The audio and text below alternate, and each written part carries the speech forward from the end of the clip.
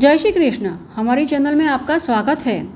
हमारे अति पावन एवं महान ग्रंथ रामायण के अनुसार एक बार मिथिला में अकाल पड़ा था, जिससे सभी प्रजा अत्यंत दुखी हो गई थी। अब इस परिस्थिति से बाहर निकलने के लिए राजा जनक ने ऋषियों से उपाय पूछा। तब ऋषियों ने यज्ञ करने की सलाह दी। अब ऋषियों की बात मानकर राजा जनक ने यज्ञ करवाया और यज्ञ पूर्ण होने के पश्चात राजा जनक हल से जमीन जोतने लगे। तभी हल धरती में फंस गया और राजा जनक ने उस जगह की खुदाई करवाई तो वहाँ एक घड़ा मिला और उस घड़े में देखा तो उसमें एक सुंदर बच्ची थी, जिसे राजा जनक ने गोद में उठा लिया। राजा जनक के हल के सीत में फंसने के कारण उस कन्या का नाम सीता रखा गया।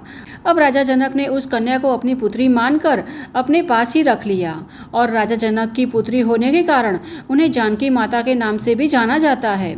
तो इस प्रकार माता लक्ष्मी ने वैशाख माह के शुक्ल पक्ष की नवमी तिथि के दिन सीता माता के रूप में पृथ्वी पर अवतार लिया। इसलिए वैशाख माह के शुक्ल पक्ष की नवमी तिथि को सीता नवमी मनाई जाती है। हिंदू धर्म ग्रंथों के अनुसार देवी सीता का जन्म मंगलवार के दिन पुष्य नक्षत्र में दोपहर के समय हुआ था। तो आइए जान लेते हैं कि इस वर्ष सीता नवमी कब आ रही है और इस दिन के शुभ मुहूर्त कौन कौन से हैं। साथ ही जान लेते हैं कि सीता नवमी का व्रत कैसे किया जाता है। सीता नवमी की व्रत विधि क्या है। वैदिक पंचांग के अनुसार वैशाख माह की शुक्ल पक्ष की नवमी तिथि का प्रारंभ हो रहा है 5 मई 2025 सोमवार को सुबह 7:35 पर और इसका समापन होगा 6 मई मंगलवार को 8:38 पर। अतः इस वर्ष सीता नवमी 5 मई सोमवार को मनाई जाएगी तथा इस्कॉन के सभी मंदिरों में सीता नवमी का पर्व 6 मई मंगलवार को मनाया जाएगा। अब माता सीता का जन्म मध्याह्न काल में हुआ था, इसलिए इस समय माता सीता और प्रभु श्री राम की पूजा आराधना करनी चाहिए। इसलिए सीता नवमी के दिन मध्याह्न मुहूर्त 11:18 से 1:55 के बीच का रहेगा और इसकी कुल अवधि 2 घंटे 37 मिनट की रहेगी तथा सीता नवमी मध्याह्न का क्षण 12:36 का है। इस समय दरमियान माता सीता और प्रभु श्री राम की विधि विधान पूर्वक पूजा कर सकते हैं। अब इस दिन अन्य और भी शुभ मुहूर्त है, जिस समय आप दान, जप, तप और धार्मिक एवं शुभ कार्य कर सकते हैं।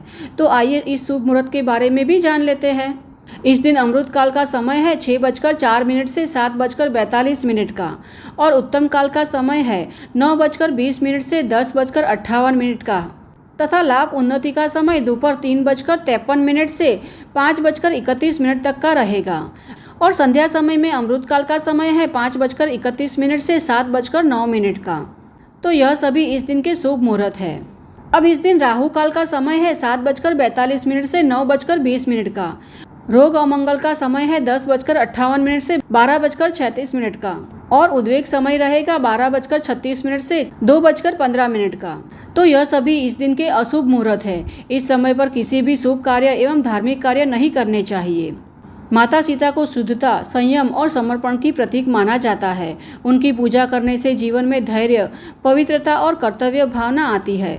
उनका जीवन यह सिखाता है कि त्याग और सहनशीलता से भी धर्म की राह पर चलना संभव है। जो महिलाएं इस दिन सच्चे मन से पूजा करती है, उन्हें वैवाहिक जीवन में सुख और समृद्धि का आशीर्वाद प्राप्त होता है।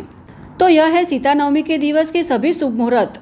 अब आइए जान लेते हैं कि इस दिन माता सीता की पूजा किस प्रकार करें, जिससे उनका आशीर्वाद प्राप्त हो सके। अब रामनवमी की तरह ही सीता नवमी का भी विशेष महत्व माना गया है।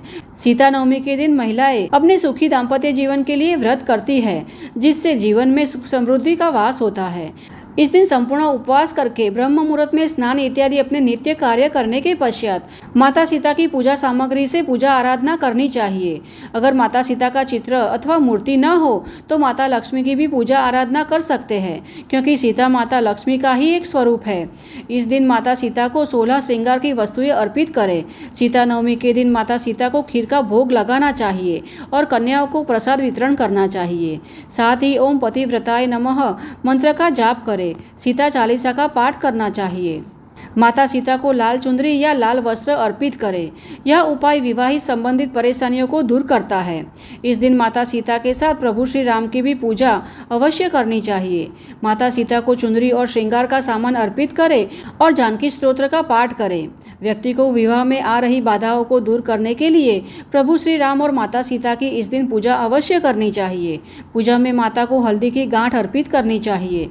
इस दिन संपूर्ण व्रत उपवास किया जाता है। व्रत में दूध, दूध, फल तथा उपवास का भोजन जैसे कि साबूदाना, राजगिरा ग्रहण कर सकते हैं। अब जिस प्रकार प्रभु श्री राम के जन्म जयंती अर्थात रामनवमी के दिन हम व्रत उपवास करते हैं और संपूर्ण दिवस भगवान राम की सेवा पूजा में अपना दिवस व्यतीत करते हैं, इसी प्रकार सीता नवमी के दिन भी हमें संपूर्ण दिवस श्री राम और माता सीता की आराधना में व्यतीत करना चाहिए। माता सीता को भूमिजा कहा जाता है, इसलिए इस दिन भूमि पूजन का भी विशेष महत्व बताया गया है। इस दिन भूमि माता और सीता माता की स्तुति करते हुए हमें हमारी चेतना को प्रभु श्री राम और माता सीता की आराधना में लीन करना चाहिए। तो यह है सीता नवमी के दिवस की संपूर्ण जानकारी। हमें आशा है कि हमारे द्वारा दी गई यह जानकारी आपको अवश्य उपयुक्त होगी। अगर हमारे द्वारा दी गई जानकारी आपको थोड़ी सी भी उपयुक्त होती है तो इसे अपने मित्र और परिवार में भी शेयर करना, जिससे कि इस वीडियो के माध्यम से उन्हें भी सीता नवमी के विषय में संपूर्ण जानकारी प्राप्त हो सके। और अगर यह वीडियो आपको अच्छा लगा है तो इसे एक लाइक अवश्य करना।